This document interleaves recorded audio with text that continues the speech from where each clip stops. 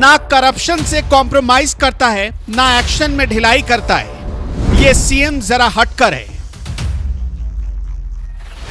ना घुसपैठियों को छोड़ता है, ना अपराधियों को बख्शता है। ये सीएम जरा हटकर है। ना दंगाइयों पर दया दिखाता है, ना अंडरवर्ल्ड पर रहम खाता है। ये सीएम जरा हटकर है। नाम है देवेंद्र फडणवीस।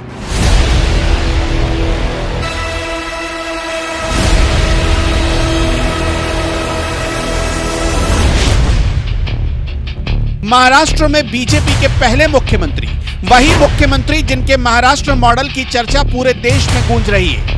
कभी सोचा है कि जिस महाराष्ट्र में एक से बढ़कर एक चेहरे थे, वहां पर बीजेपी ने देवेंद्र फडणवीस को ही सीएम क्यों बनाया? इस सवाल का जवाब अगर जानना है तो इस वीडियो को आखिर तक जरूर देखिएगा। देवेंद्र फडणवीस ने अपने मुख्यमंत्री के कार्यकाल में जो कुछ किया है, उसी में छिपा है इसका जवाब।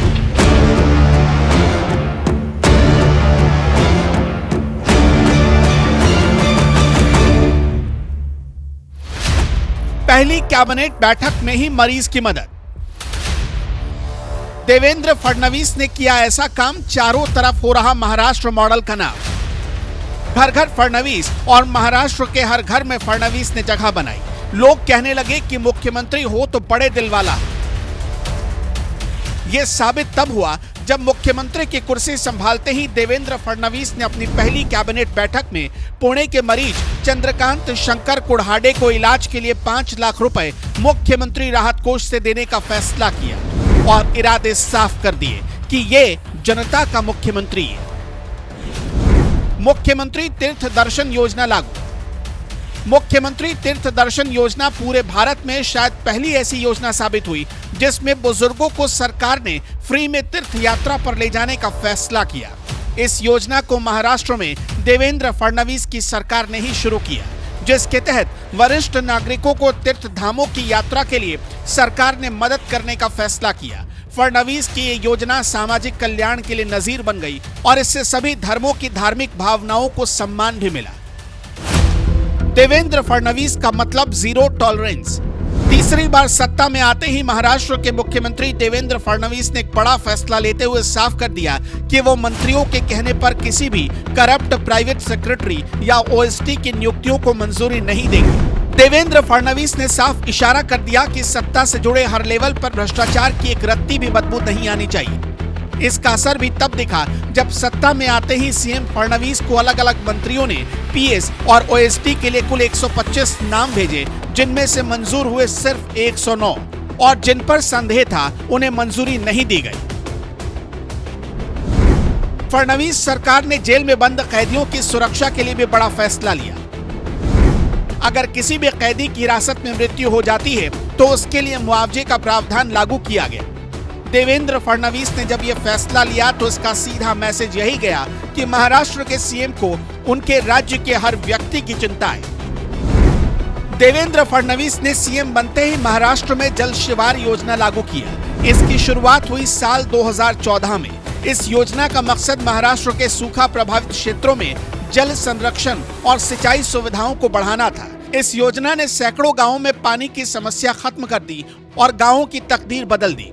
हजारों गांवों में जल संरक्षण संरचनाएं बनाई गई, जैसे तालाब, चेक डैम और नहरें तैयार हो गई। इससे किसानों की खेती को एक सहारा मिला और ग्रामीण मतदाताओं ने फडणवीस को सिर आंखों पर बिठाकर जमकर वोट किया। महाराष्ट्र में मराठा आरक्षण के मुद्दे को जिस हिसाब से देवेंद्र फडणवीस ने सुलझाया, उसके लिए भी उनकी खूब तारीफ हुई। साथ ही एक साथ 4 दलों को साथ लेकर चलने के मामले में भी देवेंद्र फडणवीस ने अद्भुत उपलब्धि हासिल की। लेकिन इन कामों से ज्यादा खास रहा देवेंद्र फडणवीस का महाराष्ट्र मॉडल। अब यह महाराष्ट्र मॉडल पूरे देश में कैसे सुपर डुपर हिट हो गया, ये देखिए। महाराष्ट्र में सत्ता में आते ही भ्रष्ट अधिकारियों के खिलाफ ताबड़तोड़ एक्शन होने लगे। पुलिस, जीएसटी, राजस्व और अन्य सरकारी विभागों में भ्रष्टाचार के मामलों में कई अधिकारियों को गिरफ्तार करके जेल भेजा गया। रोहिंग्या और बांग्लादेशी घुसपैठियों के खिलाफ एक्शन हुआ और पिंपरी चिंचवाड़ के 900 एकड़ जमीन को घुसपैठियों से मुक्त करवाया गया। देवेंद्र फडणवीस ने पीएम मोदी की राह पर चलते हुए सरकारी दफ्तरों में अधिकारियों को समय पर आने का आदेश दिया। कैबिनेट में ना दागी रखेंगे ना दागी को पनाह देंगे वाले फॉर्मूले पर चले और धनंजय मुंडे इसके एग्जाम्पल हैं। मुंबई और अन्य शहरों में अंडरवर्ल्ड गतिविधियों, खास तौर पर छोटा राजन और दाऊद इब्राहिम से जुड़े गिरोहों के खिलाफ पुलिस कार्रवाई तेज हुई। कई गैंगस्टर्स के खिलाफ मकोका के तहत केस दर्ज किया गया और उन्हें सजा मिली। लव जिहाद और धर्म परिवर्तन के खिलाफ भी कठोर कानून बनाकर एक्शन हुआ। फडणवीस ने 2014 से 2019 तक अपने पहले कार्यकाल में पूरे 5 साल तक मुख्यमंत्री के रूप में काम किया, जो महाराष्ट्र में 50 साल बाद किसी मुख्यमंत्री के द्वारा पूरा किया गया पहला पूर्ण कार्यकाल था। फडणवीस ब्राह्मण समुदाय से आते हैं। सीएम के तौर पर उनकी नियुक्ति ने बीजेपी को मराठा ब्राह्मण राजनीतिक समीकरण को साधने में एक बहुत बड़ी मदद की, खास तौर पर जब मराठा आरक्षण जैसे मुद्दे पर चर्चा चल रही थी। देवेंद्र फडणवीस एक सॉफ्ट हिंदुत्व फेस वाले नेता हैं, बिल्कुल नरेंद्र मोदी की तरह सबका साथ, सबका विकास और सबका विश्वास के फॉर्मूले पर चलते हैं और इसी वजह से वो महाराष्ट्र की भी पहली पसंद हैं और मोदी शाह की भी।